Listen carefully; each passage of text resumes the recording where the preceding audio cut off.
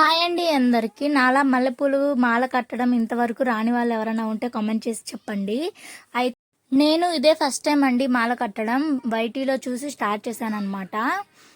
ఇలా చూపించిన విధంగా వేలికి దారం కట్టుకొని ఇట్లా రోల్ చేసినట్టు లాగి పెట్టుకోవాలండి.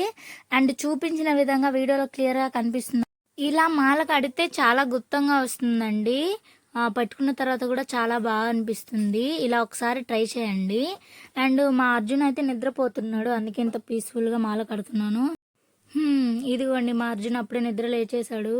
చూడండి ఎంత క్యూట్గా ఏడుస్తున్నాడు.